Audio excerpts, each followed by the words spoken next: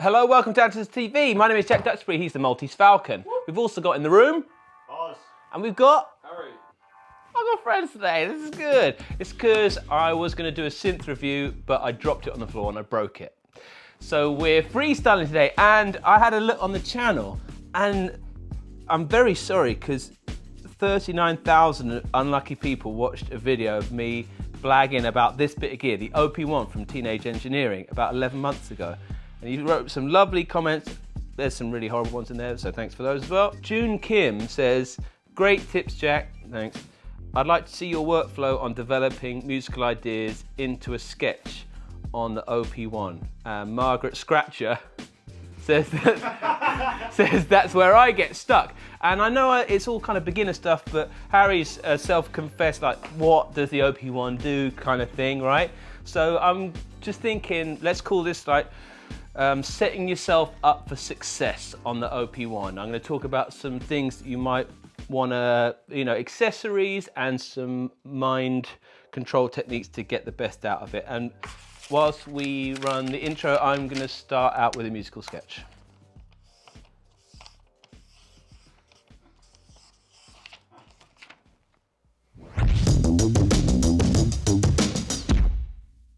So in that last video I did way back when, I went through the different sections, so I'm trying not to repeat myself if I can remember that, right? One of the things that I think everyone who's bought one of these, or if you're thinking about buying it, these are some accessories I really think you should buy, all right? One is the case. Oh, it's making some noise in there.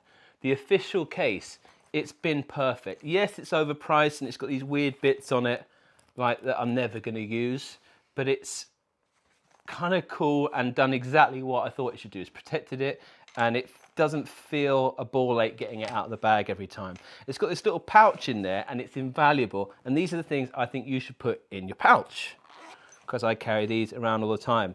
One would be a little 3.5mm lead to sample, and any connectors. So if you're constantly sampling from people's phones, yes, have one of those weird little to lightning connectors, have a big jack connector, stuff it all in here, okay? And then you've got this. This is not a lot of people I've seen use this. This is from a company called Microtech, and it says designed by Darren Ager. I think there's lots of these on the internet, but it's a 6-channel 3.5mm mixer. So that means that I carry this around all the time, because say, like, we got 3 dudes in the room here, and say we were having a sampling gangbang, and we all wanted to get our stuff in the OP-1. Very simply, you can have 6 devices with headphone outputs, all linked into the OP-1 input.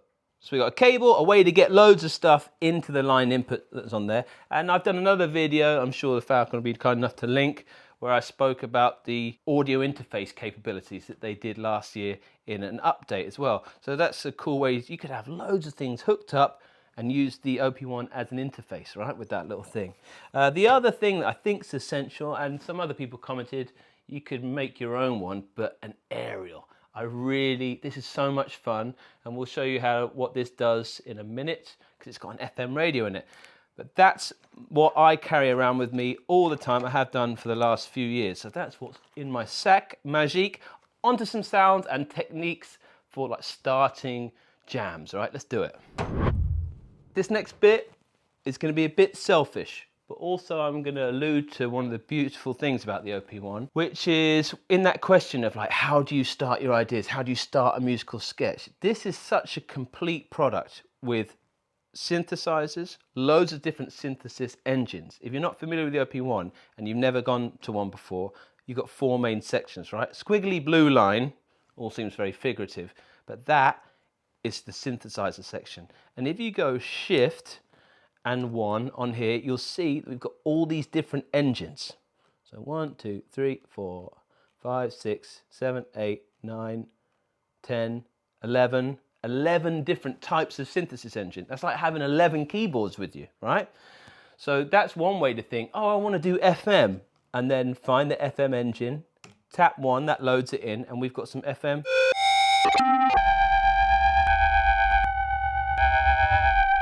Now, if you're thinking, whoa, that sounds crazy, that's not what I want. I love that experimental side of things and programming on it. Let's change the engine again. Let's go for, we'll go down to DNA, right? This looks like a kaleidoscope. So when I'm playing this,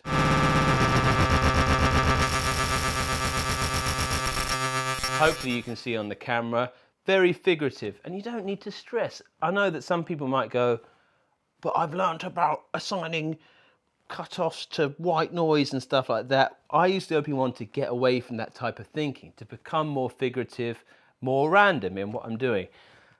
That's from the idea of choosing a synthesis engine. If you want something a bit more manicured, you've got 8 numbered slots here, 1 through to 8. And in the synth section and the drum section, they can be 8 of your favorite sounds. So you can leave those as your go-to. And that's my kind of other tip is, if you work in a genre, specifically, Oz, what genre would you be? Punk. Punk. Harry? Drum and bass. Hip hop. Hip hop, right? We've got 3 different dudes, right? And we could, I would say to all of you, if you bought an OP-1, find 8 sounds in the synth section and the drum section that you dig.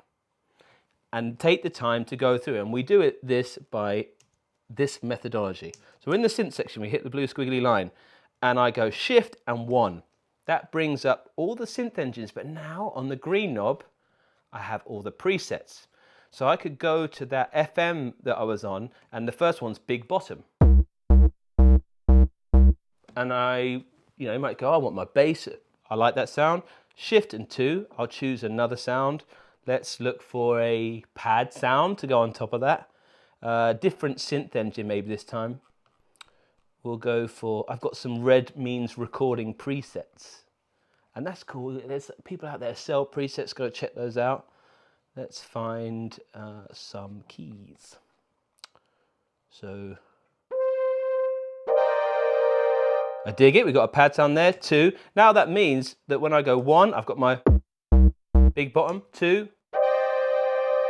And maybe let's choose a lead sound. So when I hit 3, that's what I've already got loaded in, but I want to change it. So shift, 3, choose a lead sound. We'll find one, Chinese whistle. Oh, almost my favorite. Bit leady, right? 3, now I've got bass on 1, pad on 2, and a lead on 3, right? Let's find some drums to go with it. Drums is the little green circle. It looks like a kick drum with a beater, right? Same idea. There'll already be 8 sounds plumbed in there on these buttons. So if you're around your mates or you're in the shop, just hit one of those and find a sound. But this is for the guys maybe you've got at home and you want to, like we're talking about, setting it up so you can get on this thing and make music. So let's go on the hip hop route, because I can't join in with these ones. We could do the other ones, but we'll do hip hop, right? I want to find a drum kit. How do I do that? Again, shift and 1. And it shows the different drum engines. It's actually got a synth drum engine, and then it's got a sample style drum engine as well. I'm going to do some samples. I loaded in these samples from a website called OP-1 Fun. I mean, it sounds like a dodgy website, right? But go on it, it's an amazing website. That's a huge tip. Just ignore me and go straight to OP-1 Fun. I'm not sure what the address is. Maybe the Falcon can put it on the screen. Sorry, mate.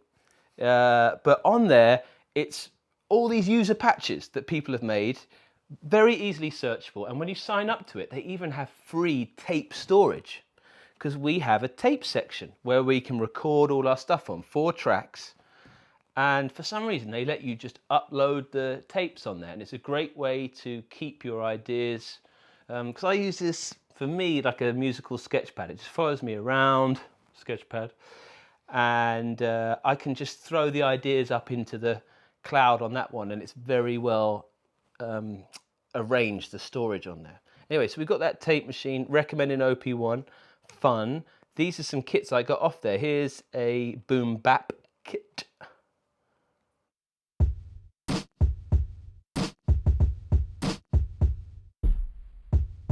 So I can hear the sound. I had a sequencer on there. And then you can, again, hit the other numbers, hear different kits.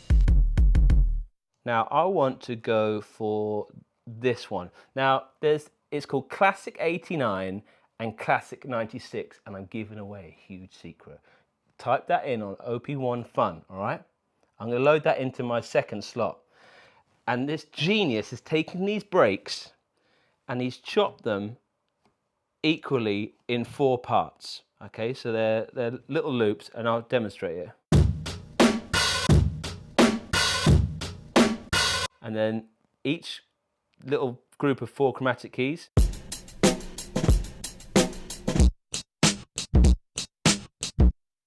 And this is the quickest route I found to doing it, right? So you need these kits, or you need to find loops where you know the tempo, right? And you chop them equally. And then I'm going to show you how to do this, right? So we've chosen some drums, we've got a bass, got a pad, we've got a lead, and now we're going to talk about getting it into the tape machine and making our ideas a reality. Let's go. Chosen our sounds. Chose the drums sound. We've got a cheat from OP-1 Fun, right? And we're going to make some hip hop for the folks. We'll try to. I hit tape machine, and now we are confronted with this reel-to-reel looking graphic on the screen. I hope you can see it. Also, we've got bar markers on the timeline down. We can see it. Now we can scroll through the tape just by using the arrows, and it'll freely scroll. But I thoroughly recommend getting used to moving in bar increments. And we do that by going shift and arrow. So I can flick around with bars, okay? And to create a 4-bar loop, a hip hop loop, how do we do that, right? Oh, I haven't got a mouse and I can't highlight it. We need to make a loop of tape that is 4 bars long. So we need to choose a tempo. And we do that by hitting the metronome button. Hit that metronome button, we can see loads of stuff. Blue, we can see the BPM. We can also choose how it's syncing, which is the green one. In this one, it's just syncing to itself. If I flick it, it could listen to my MacBook, or it could listen to a pocket operator, or a modular synth. It's very flexible like that, very cool. And we've got tape speed and then metronome volume. I think let's do a bit of hip hop at 90 beats per minute. And we set the tempo underneath 1, 2, and 3 over here, underneath these knobs, not the ones underneath the screen. So I'm getting vague. Stick with me. I'm going to try to explain it. You'll see in green in, out, and a little loop sign.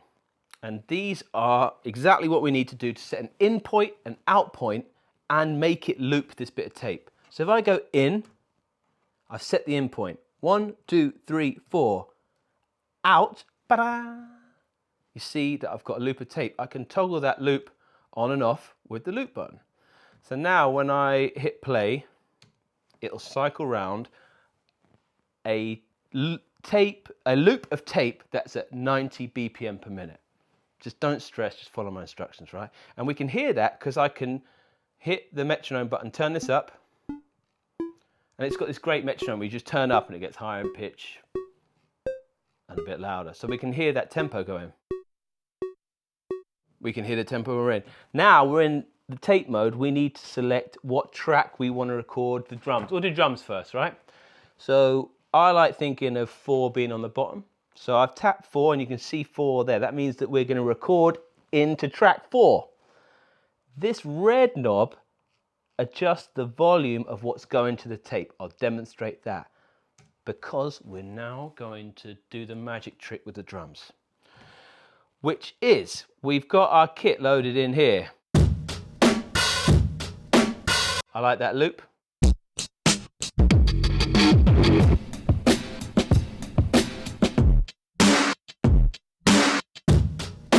Kind of like the old school boom bap one, so we'll go for that.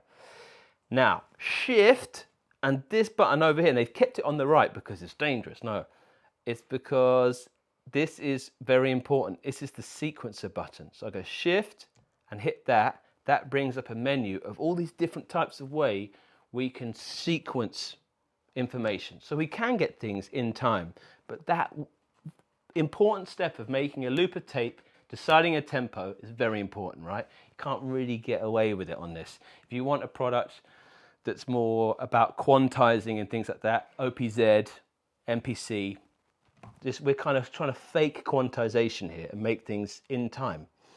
So we've gone shift sequencer and we're going to find the endless sequencer. Hit that again to load it, and you'll see it comes up there.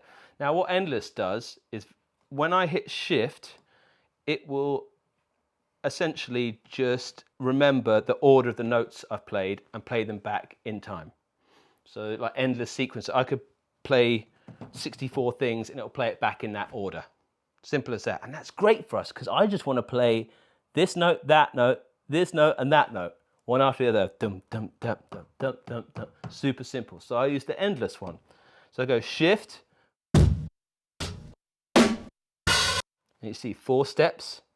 I let go, and on the blue thing, you can choose the subdivision at which that plays back. Hopefully this will sound musical. So now I've got a drum loop that's at 90 BPM that I can play into my tape. You with me? So now when I go back here, and obviously changes the pitch of the sample, which is great fun. We'll go for that one. And we're track 4, we've already chosen that. Hold down record, and that's record armed. And it will wait till I play it, the note, so we don't even have to do any trimming. All right, just check this out.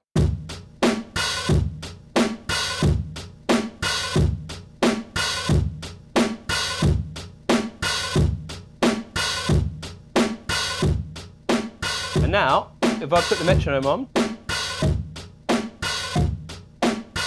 you can hear we've put in the unthinkable as of a few minutes ago, which is how I got a tape machine, but I want to do a song at 90 BPM. How do I get that into tape machine? It's kind of like what they must have had to do with real tape back in the day. It's getting in that mindset. Hopefully I've given you a cheat to get going really quickly, because other than that, you've got to program in the beats with different sequences, but this is really quick to get going. We've got that loop, we can hear it now. Let's keep going with that idea. We made a bass sound that we know that when I hit the squiggly line, we get melodic stuff. 1. I've got a bass sound. Oh, I did that, cool. And I don't even have to go back to tape because the transport controls are always there.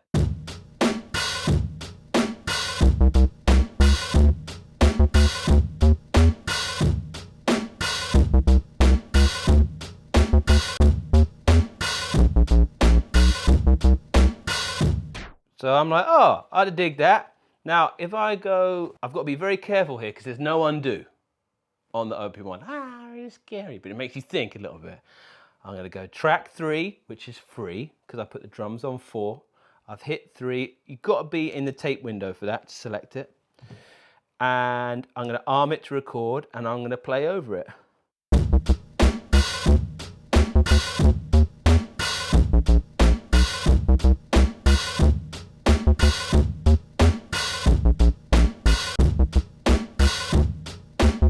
So I've got that mix of unquantized and quantized.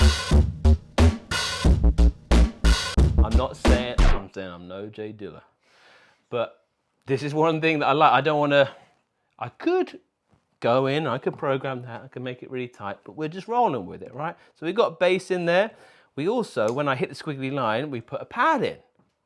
So I can play that loop. So I'll do something like that, right? Let's go. Now, fortuitously, I made a big mistake. I didn't change the track I was on, so check this out. And if I solo it by holding 3, I've got bass and the pad together. I've shot myself in the foot, right? So how do I get rid of that? No worries, we're on track 3, and this underneath the squiggly lines and the modes here, we've got an up button and a down button and some scissors. Very simply, the up button means I want to lift something from the tape, I want to take it away. The down button, I want to put it back on. And the cut, I want to divide something. In this instance, I want to get rid of that mess, so I'm going to hit up, and you see it's gone. So I got rid of that one track, right? I have to play the bass again, sorry for everyone, this isn't real life. But that's cool, because I know it's in slot 1. and we're going to do it, and I'm going to hit record.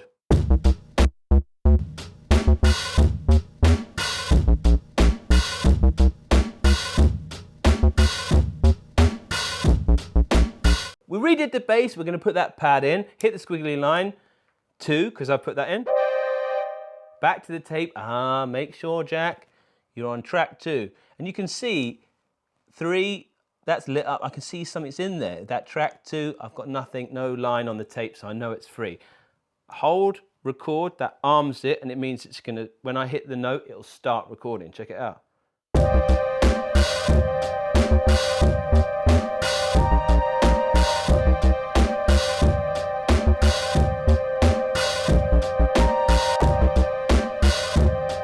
Loop going. Now there, I'm like, I probably tuck the bass back a bit and the pad for the next bit, for the lead bit I want to do. So this is one bit we haven't been to yet, which is the graph looking type button. That's the mixer world. And we can see that we've got our track levels. Now here's another tip.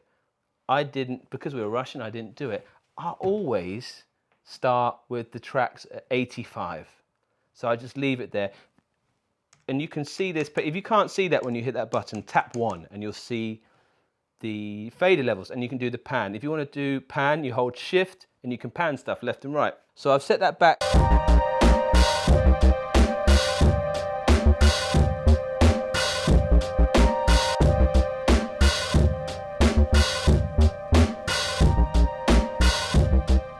So I'm adjusting the levels on there, right? On page 2, I've got an EQ, never really fiddle with that.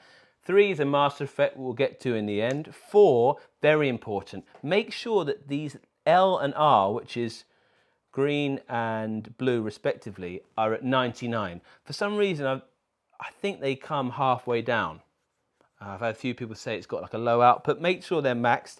And these are a really important part of the character. We'll come back to this kind of in a mastering bit in about 3, hopefully, no, probably more like 5 minutes. Right, we'll go back to it. And hopefully you're seeing that this scatterbrain workflow can be yours and it can be totally unique to you. So I'm prepared to fail in front of you and show you a way. It's like, oh, this is not my genre, this is not what I want to do. That's what's so dope about the OP-1. It's so immediate and it's muscle memory. And I've had this for 5-6 years and they don't F with it. They added an audio interface, but they're not switching up the thing. You learn to master it and just get a bit quick around it. So I dig that. Last track, let's do the lead thing. Tape 1. I'm selecting channel 1 on the tape. Back to squiggly line. The lead was in 3, we can hear it. So it means when I record now, hold it down to arm it. Let's go.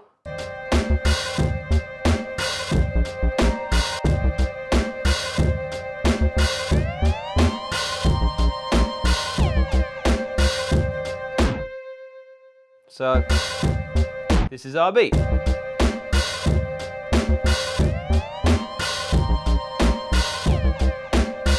Now, because it's tape and I run out of channels, there's a limitation because my creativity is boundless. You could bounce them down, make a very fastidious mix, bounce it out, or offload it to your computer and keep rolling around this. What's great is on that video I did with it as an audio interface is that the syncing is really good now with DAWs. So you can just leave that 4-bar looped, sync up to your computer and just keep offloading it into the computer. You don't almost need to use this tape bit. But we got that rocking, and normally, say, let's all agree that's underwhelming. And you're like, let's start again. One of the cool things I like about the OP-1 is there are a few ways to recycle your shit and make it sound better than it is. One of the first things I would do is when we're in tape mode is the white button changes the speed of the tape and it even sets it in semitones. So let's just go down 3 semitones and hear that.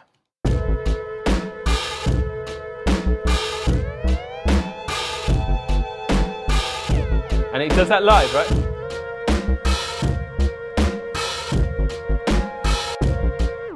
And that's great. If it hasn't got a full beat, even sometimes just a loop of a texture of you singing or the radio or some ambience is a great way to really we all use plugins for it, you know, and we're doing it manually. So we got that going. Next step for me would be master effects. Where are they? I hit my graph style button and I go to page 3. There's nothing in there. It says off, effects off. Don't want that. Shift 3 brings up a list of all the effects. We've got bucket loads in there. First one for me always is nitro, and I'll show you why. So let's put this on. Great multi-mode filter. Put the envelope on it. The green thing just has like preset envelopes. And that's what I mean about recycling there. I might go, oh, that sounds cool as like a topper for another production. And in a world where everyone's looking for royalty-free samples, your mediocre ideas on the OP-1 essentially splice. You know, it alludes to what splice really is. But you can use this in that way, and that's why I use it a lot like that.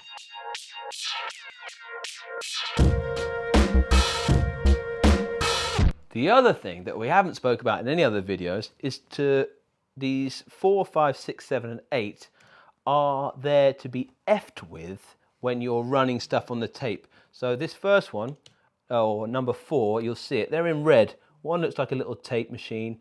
One's a little dot thing. I'll explain them. So 4, check this out. Tape stop.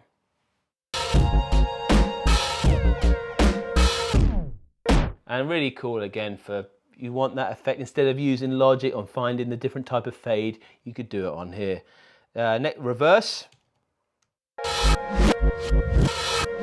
Now, just by holding the buttons, I can solo the track. And again, maybe I can demonstrate how pitching it down. I might go, oh, that's what I want. That sends me somewhere else. And then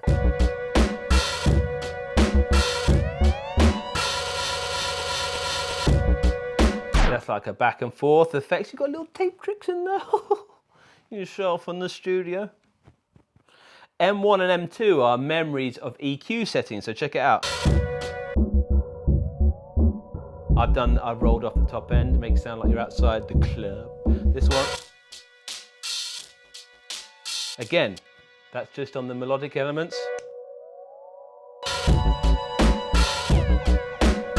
Hopefully that's making sense. And then one bit I promised we get to is here in this mixer section. We've adjusted the levels. We go across, don't want to do the EQ. Master effect on here, we did the nitro thing, we showed that. Let's put a bit of reverb on it because it sounds freaking great.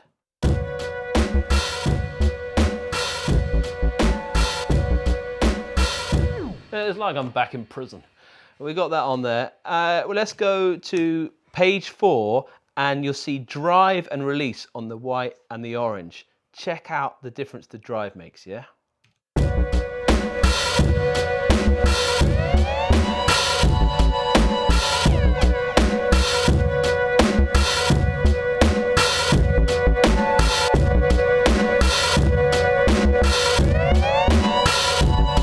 So a lot of guys I see using the SP404 from Roland for that spanking master, or if you use plugins, maybe like the Good Hertz compressor, real trashy sounding, old school compressor with variable release is built in, and you'll hear that a lot if you follow guys on social media. I don't, I've seen them like, oh, they just got the drive cranked up. But that's a little trick. Just crank that bad boy and it sounds way more interesting. I'll leave that there. There's so much more we can do, but hopefully we've spoken about all the bits of gear. Thanks, Falcon, mate.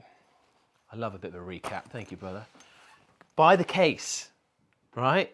And get the official one, because just do it.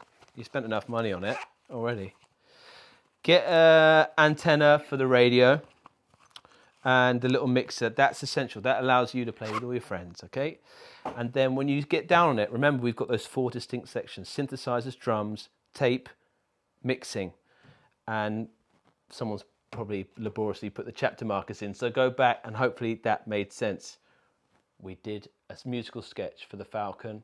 And if you like what we're doing, consider subscribing. If you don't, let us know. And if there's any really specific things on this that you'd like to see, I'd love for you to say, because then that would stop me rambling on stuff like this. That would be great. Let's go and we'll try dank it up for Oz. Thanks for watching.